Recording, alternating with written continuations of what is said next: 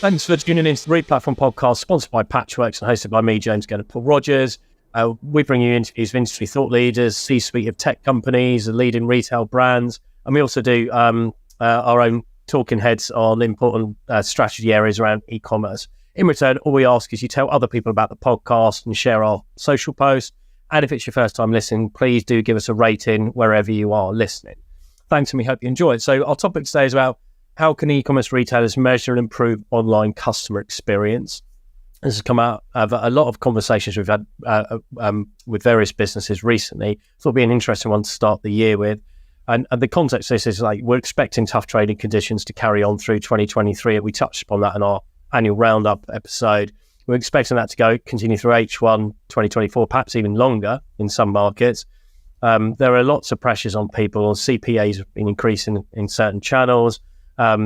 People are struggling to sell at full price, and keeping customers happy and keeping them buy-in a really competitive market is really, really important, and customer support expectations are increasing. Therefore, customer experience strategically really important, but also tactically, what can you do practically about this? So that's what we're going to talk about today. Anything you wanted to add, Paul?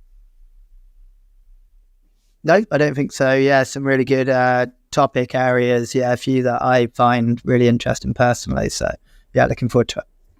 Yeah, and we'll try and keep this concise because this is such a big topic. And we are going to inevitably mention and reference loyalty and referrals, but we're not going to get into detail on that today because we're going to do a follow-up episode specifically on that area because it's such a broad topic. So the first thing we're going to start with, because if we're going to talk about how you measure and improve online customer experience, it starts with how do you measure and report on CX? And surprisingly, not all businesses do this. Now, most KPIs are revenue based on like conversion rate, AOV, etc. But actually, increasingly, smart e-commerce teams are building out OKRs, objectives and key results, which do have customer-centric metrics involved in them. One of the most commonly used is NPS, Net Promoter Score. For those of you who've not used it before, this involves asking a simple question like, how likely, based on your experience today, would you be to recommend us to somebody with a scale from 0 to 10? And then you can also display a free-form field afterwards. So if somebody chooses an 8, they can add comments to it and you can collect that information. You can also go even further and ask additional questions around that. We'll talk about that in a minute. But this NPS works really well on an order confirmation page. Somebody's placed the order. We want to find out how satisfied they were with that whole order and experience online. Do that online. You can send it via email or even SMS and follow up.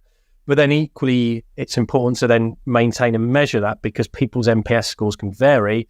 You can go from order to order and go up and down, or you can even have a really bad shipping experience after having a really good online experience, and that NPS score will drop.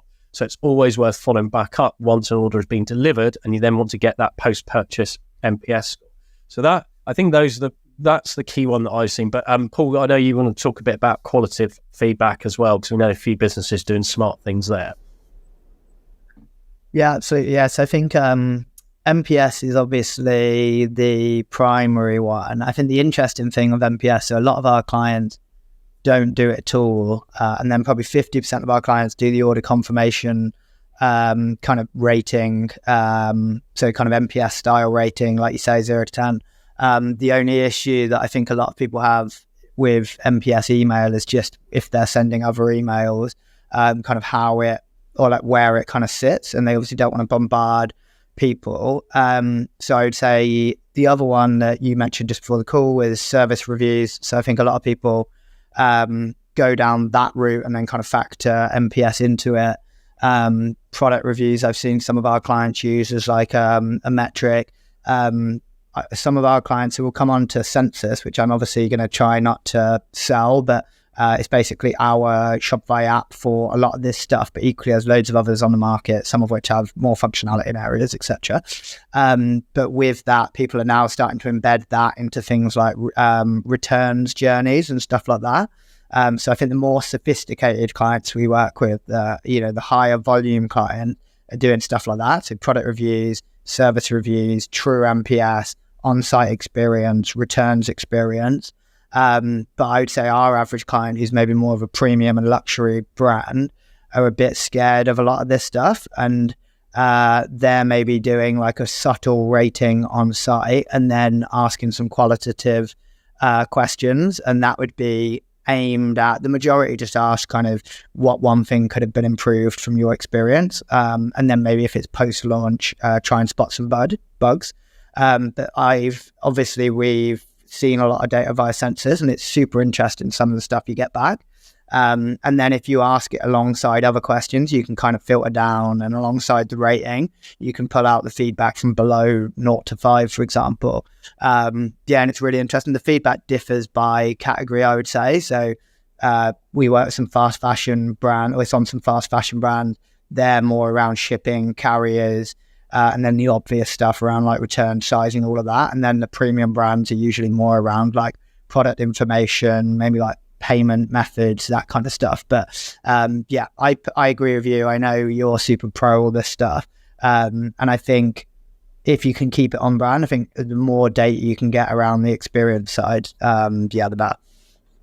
Yeah, fully agreed. I totally get that balancing out that premium luxury brands want to tread, where they don't want to be seen as devaluing their service, but fundamentally customer feedback is important, because even in a premium brand you can piss customers off, and you've got to know what people like and don't like. So the tonality of it and the style and the presentation can be completely controlled. So for me, it's not a this is just mass market retail. I've never seen it that way, and I think it can be done sensitively, and I've seen enough businesses do that.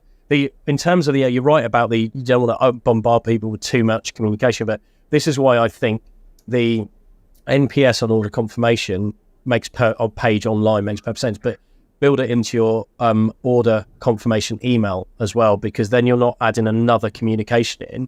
You're using the existing communication, and lots of people do actually check their order confirmation emails. You generally get reasonable open rates on those ones. So I think that's important. And for purposes of being balanced, we talked about this before the episode, like census. I'm a big fan of census, and I know a few people using it. I know lots of your customers do. But there are lots of other ways you can do this. Some platforms even offer very basic stuff that you can just hook in natively on an order conf page. Survey tools like SurveyMonkey, Hotjar's been doing this for a long time. There are lots of tools out there. The most important thing, though, is this is our starting point. You've got to measure and report on customer experience. If you don't, it's very hard to improve it. And it's very hard to know who's happy and who's not without that objective way. And also, if you're putting loads of money into these programs to enhance customer experience, you want to validate that, and you want to know that those metrics are going up and improving over time, and where they're not, you can react to it. So we'll come back to that a bit about how you... The only one thing I was going to add around the value of using an app like Census, or, Bearing, or No Commerce, or there's some specialist ones for non-Shopify as well, which I can't remember off the top of my head, but I'll send them to you and we can add them in the post afterwards. But the only value that these providers will bring is you can tie it back to an order and a customer. So you can then push the data into like a CS platform, for example, and maybe you could like prioritize issues for like a VIP customer or something like that. And you can also start to like assign monetary value to stuff. But I think like when you start to get into when you start to look at this seriously, that stuff becomes important. But I think at the highest level, just getting as much feedback as you can from the average customer. Although I do think true NPS is really important as well, so that you do get the return experience and the carrier experience as well. Yeah, I 100% agree with that. And somebody that we know well, and many other people listening will know, Dan Barker launched a tool a while back with Satellytics, and was doing some really smart stuff around that whole post-purchase measurement and then post-delivery measurement to measure the different parts of that customer experience journey, and then helping clients through integration with Google Analytics for a lot of them, to be able to then measure what impact the whether someone's a detractor, a promoter, etc., what impact that has on like purchasing and spend. But equally, the ability to react. If somebody goes from like an 8 or a 9 after purchase, and then after delivery, you measure them down at 5 or 6, something's fundamentally gone wrong. They may not push that, as you said, into a customer ticketing solution, or even generate a report that somebody can manually pick up. It's really important. The whole point of measuring customer experience is to change our behavior, not just to look at it and go, oh, isn't that great? The Patchworks integration platform connects key e-commerce systems, storefronts, marketplaces, ERPs, CRMs and fulfillment solutions, allowing retailers to simplify technology stack integration and do away with point-to-point vendor-specific apps. Patchworks automates the flow of data across the business, allowing the business to scale without overwhelming the operations. Find out more at wearepatchworks.com. So let's move on to the role of first-party data. This is something that's like a burning issue for a lot of businesses wanting to increase first-party data. So let's start there'll be someone here who are advanced in it, some who are just getting started, and others who haven't really looked into it or isn't their role. So do you want to start by giving some context? Why is first-party data important in the context of customer experience? Yeah. So I think we obviously did I think by the time this is published, the last episode will have been the 2023 summary, and we talked about some of the big trends that we saw. And I think the biggest one I've seen recently is this stuff. So basically building the foundations to capture as much data as you can from a customer. So at the moment, there's a massive trend in the industry around linking all of this to an account. So if you look at like Adidas, Nike, Salomon as examples, they've all got like an account proposition which is kind of tied into membership, and then as you go through various levels of engagement, they capture more data or they kind of ask you more questions, and I think a lot of that is so some of that is focused on tracking, so to get more granular tracking around a user, and a lot of it is around building the profile to better serve the on-site customer experience and then also better market to you. But there's a lot more examples now of brands doing this and then personalizing the experience really well. So Spoke is a really good example. Eaton Shirts is a really good example. So as part of the sign-up process, they'll ask you information about your sizing and your preferences, and then they'll pre-filter PLP, they'll pre-highlight sizing on PDP. Spoke do a similar thing. I've seen it on pet food sites as well around information you're inputting around your pet. So I think, and particularly with so that's one side of it. So just building a better experience and, better merchandising based on this data. The other side of it is obviously countering some of the stuff that's happening with cookies, and being able to better, market to and serve an experience for new customers, all of that kind of stuff. So I think for the two reasons there, so retention becoming so important and the demise of cookies, I think this is right on everyone's agenda at the moment, and that's kind of what's driven the surge with CDPs as well.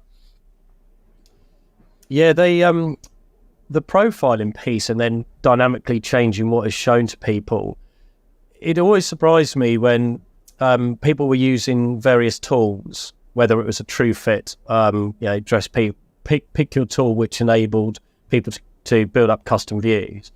That was there and was only driving product recommendations rather than default sorting and listing. And it's such a natural extension of that, is if you're going to give that information, you've got to materially change the experience to benefit people. And equally being able to help people by pre-filtering out or deprioritizing in list grids items that are out of stock for the size that the customer needs, because we know that fractured stock can really piss people off if they find an item they really like and then they go to it and they find their size isn't available. So I think first party data is important, and also anything that gets customer data direct from the customers rather than proxy data is really useful. And I guess opt-in forms, I don't know what you think about this, but opt-in forms I find are an area that get underutilized, because there's definitely the minimalist view of, do you know what, we just want the email address, we want the sign up, we want the mobile number for our SMS marketing, we don't want any other data, because the maxim is the more fields you put in, the lower the overall response rate. But the question becomes what you use an opt-in form for. There are two ways to do it. You can add a few fields in to get a bit more information so you can increase your segmentation, especially good when people have got lots of different communication options and you want to narrow down what people are interested in. But the bit that I find there's used the least is the post opt-in data enrichment. So what normally happens is somebody opts into an email marketing program and then they go into product marketing cycle, promotion marketing cycle, and that's it. but there aren't many interim bits of saying like, thanks for signing up, now get X in return for Y, give them a mini reward in return for giving you additional lifestyle cycle information, which could be really helpful in terms of pushing your segmentation and your data flows. Do you find that, or do you think people are getting a bit better at doing the post opt-in enrichment? No, I completely agree with you. I think it's definitely coming up more. So a lot of people actually use census and the surveys in general for this now. So like, because it's tied to a customer record, essentially they'll ask like, was this a gift? What other brands do you use? And then that can be pushed into the customer record and then the CRM. So I've seen that a lot more. I think I agree with you on the welcome pop-up. Like, I still think so many people are basic on that. I was emailing the client yesterday and they use essentially a desktop only format for data capture pop-up, which is stupid. And I think the other thing now is a lot of the bigger brands are doing SMS as part of the process. So Reformation's a really nice example where it's an email form. The second phase is an optional SMS, which some people prefer. And then some people then use solutions like ShopPop to do WhatsApp, but I think that's still very immature. But yeah, I think the only thing I would say is like if you're going down that account route, I think you can build a really good proposition around like sale preview, event, all of that stuff that makes it a bit more palatable to input more data. The only other one I would say is if you're giving like 15% off first purchase, then I think you're probably a little bit more, people will be more willing to give away more data. It's a balancing act, isn't it? Like, you don't want to make it too exhausting if you're just saying sign up to a newsletter, which all still... Yeah. Yes, completely agree. It is about value proposition and what you're giving away. And I think the starting point is always start with the simplest form possible, which is your email address. That is it. And then go from there and test out different ways of doing it. I've seen a few of the bigger multi-brand sites have done it where they've then had what you're most interested in, which then helps them up front. Others then do it post collection.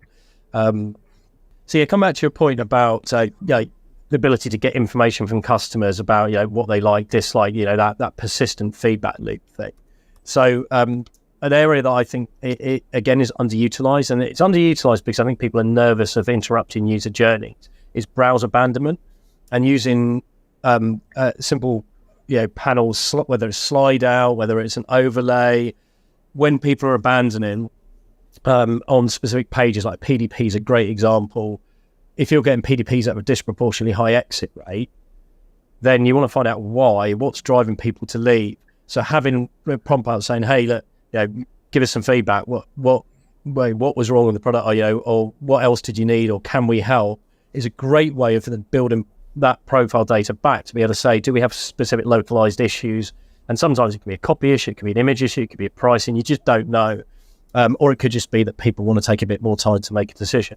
So I think browse abandonment, instead of just using it from a pure marketing of, hey, get 10% off and buy it now, which I don't advocate because it's normally just a very quick margin erosion, but to get qualitative information back. Yeah, I think there's a really cool Nike of just, because I probably historically wouldn't have liked browse abandonment pop-ups, but Nike have got a really good one. So if you've got an item in your basket, they show the picture of the item and then they start to basically flag the availability of the product. But have a look at it; it's really cool. And then they do it in activity on mobile. But yeah, I completely agree with that. I think when you see that done really well, I would imagine, and I've not done much with it, but I'd imagine that can have a really big impact. And I've definitely acted on those emails personally. You can. A few years back, I did a program for Sage, and we were targeting different ways of trying to keep people within product journeys for considered purchases, like accountancy software. For a lot of people, they're not going to go to a page and go, right, I'm going to buy that now. It's multiple stakeholders and larger businesses, longer planning cycles. And we found that on the PDP, we were looking at the average number of sessions until somebody got it into basket. It could vary from product to product. So simple products like stationery, that visit, software, 3-4 visits. So leave people alone for the first two. And then if it's on a third visit where we know that actually they're properly interested and this is the tipping point, bring it in a panel, which is, can we help you? And it was like remind them of the product, remind them of the USP. Like, this is the only at the time only HMRC approved software. Do you want to speak to a product expert and get your questions answered? So not hammering them with sales stuff, but doing hey, that you're obviously interested, we could help you here. And that worked really, really nicely when bringing service proposition rather than just sales and discount. So I think you've got to use discounting in browser abandonment very, very judiciously. Otherwise, you just end up either devaluing the product or giving away money that you didn't need to. Let's talk about, so let's extend that conversation around customer feedback loops, because you talked about persistent surveys before. I know we talked about Census and other tools that do it in the checkout and other ways. How have you seen persistent surveys used well on e-commerce sites beyond the checkout piece? Yeah. So I think something that we've started doing when on new launches is we add the feedback tab pre-checkout or pre-cart and checkout, which I think is useful. So just trying to capture any bugs. So that's more of a reactive thing. We've also just introduced exit intent pop-ups, which I think you have to be very careful with. But if you run that for a period of time, you can get some really good data. And then I think just kind of post-order surveys essentially just surveys to customers. Like a number of our clients are running these at the moment, where they're basically trying to get insight by emailing a group of loyal customers to try and get feedback on certain things across the site. So I think they're probably the main ones that we've seen. Along returns would be another one, but they're probably the main ones that we've seen. Yeah, definitely. I like those persistent icons where it's on any page. Tell us what you think, or it works really well on product pages, or it works well on category pages, just to get some additional qual feedback. But it has to be very simple. It can't be, here's 5 questions. It's got to be one simple question from what I've seen in order to actually get people to do it. You'll only get a small percentage of visitors who will fill it out, but you know what? If you're getting hundreds of thousands of visits every month and you only get like 1% doing it, you're still going to get some decent qual feedback to use. The other one that I think is really good for customer feedback loops here, which helps track in terms of what's important to guys, because when we're talking about customer experience, there's the service piece of what you're delivering, there's the quality piece, but there's also the expectation piece. And are there customer expectations married with what you think customer experience is? And customer panels suit some businesses well. House of Fraser used to do this very, very well. I don't think they still have the panel, but when I worked there several years ago, the UX team were very hot on this. Getting customer feedback not only online but also through the customer panel. And the customer panel was a great place, not just for product feedback in terms of like the product range, the product quality, etc., but also with roadmap. So when they had a customer panel which had thousands, and then they had a select kind of, I guess, almost like VIP tier in that, who would provide feedback on product features. So they used to do like beta testing with them to say, look, okay, we're building out this new feature. This is what we think is important. Is this going to deliver what you as our customers need?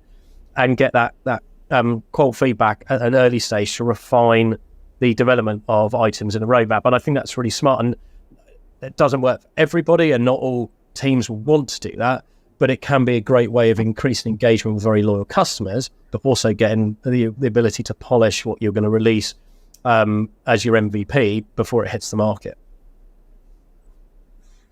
Yeah. I think one other point that I've just added at the bottom here that kind of eats into the next one a little bit. So Liam, I'll give the credit to Liam. So he started playing around with OpenAI with the census data a while ago, and it was really interesting to see how good it is when it comes to summarizing large amounts of qualitative data.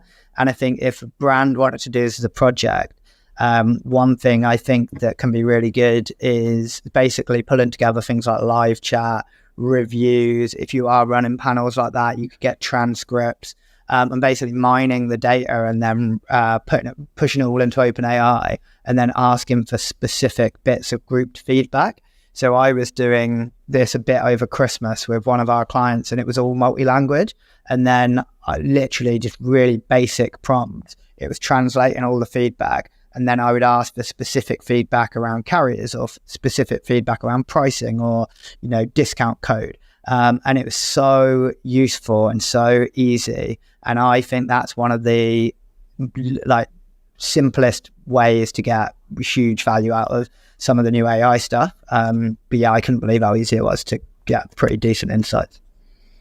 Yeah, I think that's a great point. And I've seen that done really well with reviews in the past. When you're trying to pull out themes and looking at commonality of words and phrases, and then being able to do that to take a theme that's having an impact, whether it's a customer service impact or it's a product impact, and then analyze the relevant reviews in order to work out what the source of the problem might be. I know that sentiment analysis is used. Some people denigrate it and think sentiment analysis is really inaccurate. I'm kind of torn on that. I've spoken to some people who've used it very effectively, where they're able to tease out and aggregate feedback based around a particular sentiment, and others who say actually it's too misleading because the words we use, we all have different lexicons and language, and therefore it's. I don't know whether you guys believe on the sentiment analysis piece, or are you just doing it more on keyword analysis? Well, it kind of. So it automatically, the way that we've used OpenAI, one for the monthly summary piece within Census, and then how I prompted the responses, it was doing it because I was essentially looking for 5 pieces of positive feedback and 5 pieces of negative for each one. So we just used ChatGPT for that. I've not used anything more advanced. I've seen it used within premium tools, but yeah, from the data that I was getting back, and occasionally you need to do like a sub prompt, that I was pretty happy with it actually. And it felt, because like when you run it on a smaller brand, you can just manually go through all the responses and make sure it's representative. And I was pretty happy with it. To be honest, I was so impressed with both the translation side and that side of ChatGPT. It's just ridiculously powerful. There we go. None of us need to do any work anymore. We'll just chat GPT it. We'll deep fake AI our future podcast videos and generate all the content and lip sync it, mate, without having to be present. There we go. Yeah. That's how we scale the podcast. Let's move on to customer self-service and my account proposition, because this is a really interesting area. And so let's start the customer self-service bit, which is the prelude to why my account proposition is so important for delivering good experience. So there are lots of surveys out there seen that say customers want to self-serve, want to increase their ability to self-serve rather than waiting to talk to someone or waiting for a customer service agent to act on their behalf. I think there's an Intercom survey I read end of last year that found 68% of support teams were investing more in automation to manage support costs in 2023. So offering people tools to do this, whether that is AI chatbots, better IVR inbound things. And there are lots of ways that they can do this, but the number one way typically is to make as much information and actions available as possible to people via their account. So not just, hey, it's an order history, that's just standard, your address book, you're editing your address book. But things like you have a loyalty program, surfacing loyalty info, status, tiers, eligible rewards, showing on order level what loyalty stuff's been redeemed, returns, what the status of returns are, how you initiate returns, etc. There are lots of ways that this area can be enhanced. I know, Paul, that you and your team have been doing, having quite a lot of conversation, a lot of work with your customers. So do you want to talk us through where are people going with the My Account proposition to improve the customer service and experience? Yeah, it's interesting. I mean, I would probably say a lot of people that I spoke to are trying to do this outside of the account. So I think order history, return status, all of that stuff, even partial fulfillment level data, all of that should be in the account because I think people look for it there. But the best example I've ever seen of this, and I don't think it exists anymore, and I think there are other brands that do it, but I haven't used any of them. But about 5 years ago, Bulletproof, who I worked with, Bulletproof Coffee, did a project. I think they invested a lot of money in this, where they built, and you've touched on the AI chatbots here, but they basically built a chatbot, and it essentially just ingested all of their like a load of information around their like FAQs and kind of different things around the product. But then if you ask anything around where is my order, where is my return, blah, blah, blah, it would prompt you to log in, and then it was integrated with, I don't know what provider they were using, but with essentially one of the kind of post-purchase CX solutions. And then it would give like pretty decent feedback on like where your order is, when it left the warehouse, all of that kind of stuff.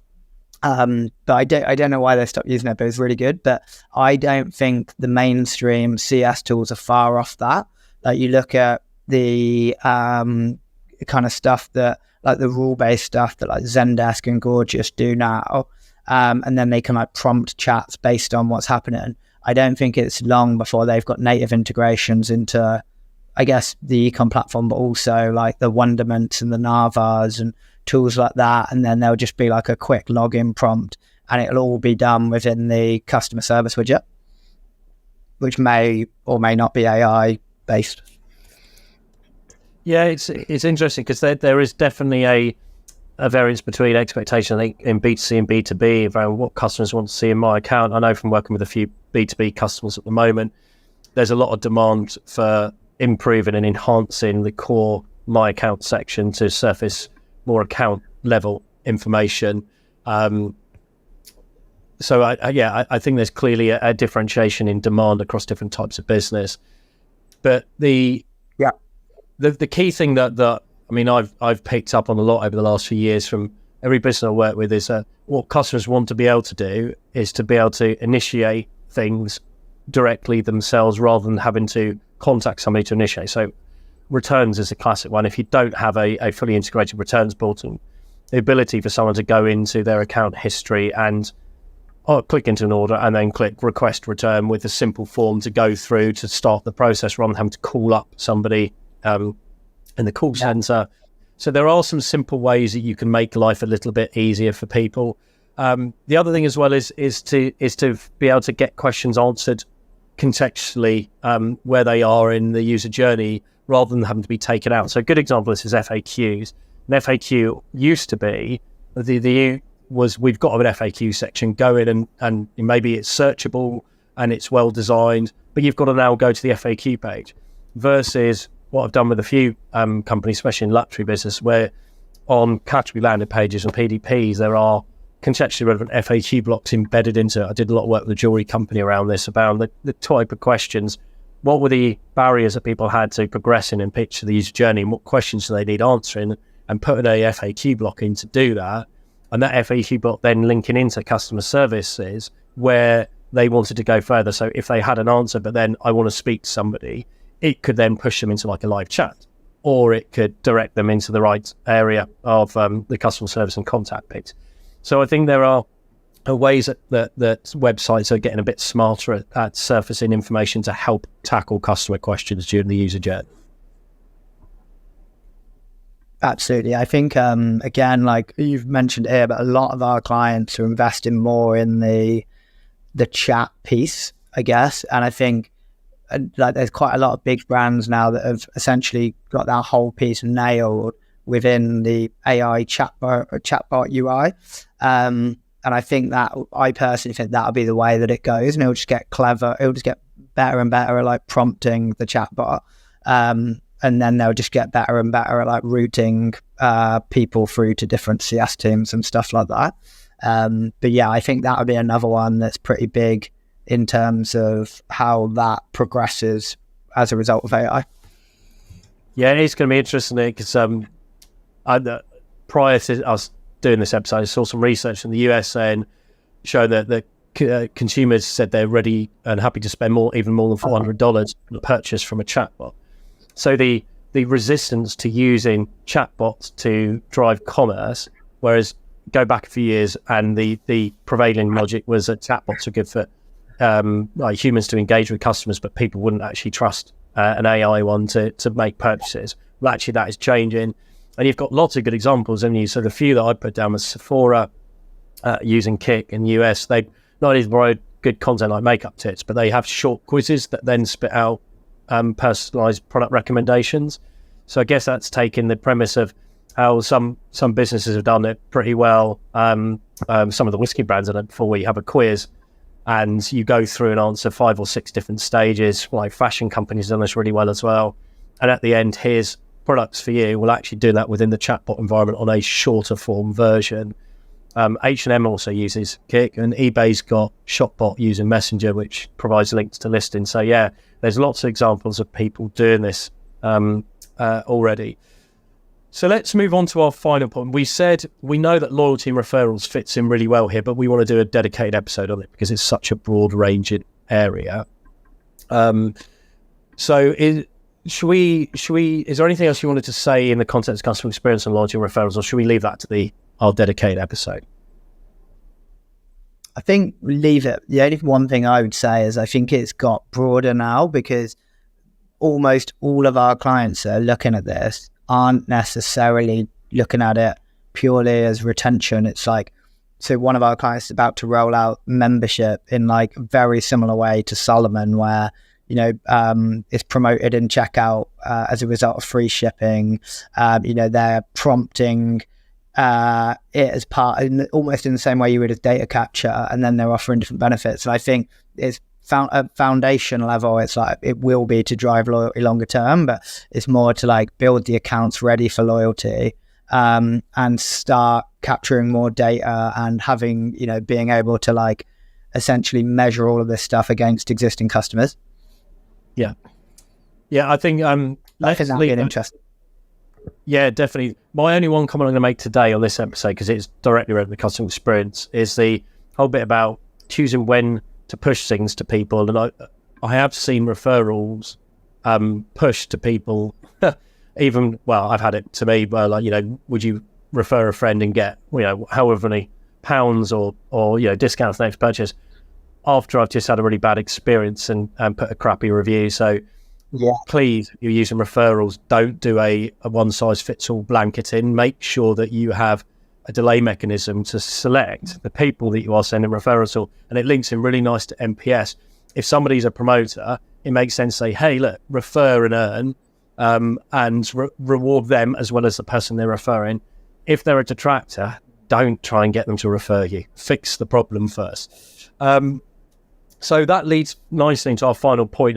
I guess this is a little bit of a roundup before we end today. Using customer experience indicators to change how you market to customers. So we've talked a lot over the time, and we've had various people on the podcast talking about flow-based marketing tools, whether it's Klaviyo and Metria.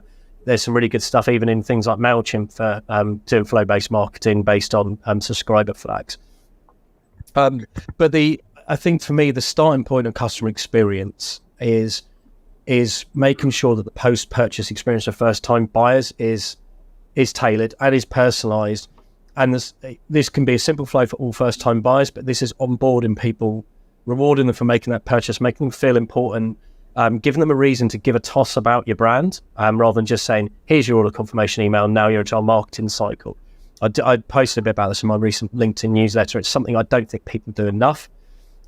As you get more sophisticated, you break this out by category and or even by purchase type. So it could be different emails if it's a subscription product versus a one-off purchase. If it's a considered purchase, like, you know, furniture versus it's a t-shirt, that's the more sophisticated way you evolve to. But starting point is first-time buyer, give them a reason, make them feel valuable, and give them a reason to come back, basically. I guess that's what will be my key flag on how you can change your approach to customers to deliver a better experience. What would you talk about, Paul? So I think alongside that, the other thing that I'm usually surprised at how many people don't do this is the kind of the fulfillment piece. So kind of branding that experience, like the amount of times you spend like a fortune on something online, you know, premium product, and then you get like a few random DPD notifications, and you'll get a separate order tracking number, and you have to go like look it up on their pages, etc. And I think that whole thing, like historically, you only really had Nava that could like build a really nice experience via email and SMS, and then build a tailored order confirmation page, whereas now there's so many like challenges and like, you know, really cost effective solutions for branding that. And I think that's another one.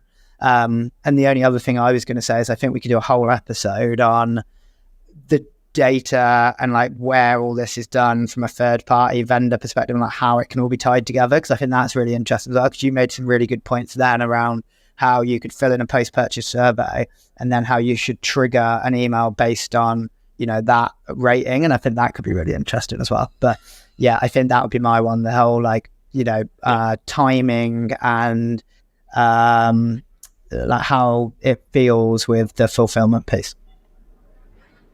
Yeah, I agree. It's every time we have these, we do these podcasts, there's like 101 different like ideas of, oh, that's an interesting area to talk about. Yeah. But I think let's draw this to a close, because I'm wary of us warbling on for too long and people falling asleep. But anyone who's listening, I know everyone's got different viewpoints on this. We'd love to hear, like, you know, wherever you're listening, fire us back some information. We put posts out on LinkedIn for our episodes. Add it to the comments or email us directly. What are you doing in your business? What's working? What have you seen that other people do you think's really good? Because the key point here is that the whole point of trying to measure and report on customer experience is to change our behaviour so that we do things better, not just report it for the sake of it. So hopefully you found that interesting, useful. Give us a shout and do keep your ears open for the next episode. We'll drop on every week. Until next time, everybody.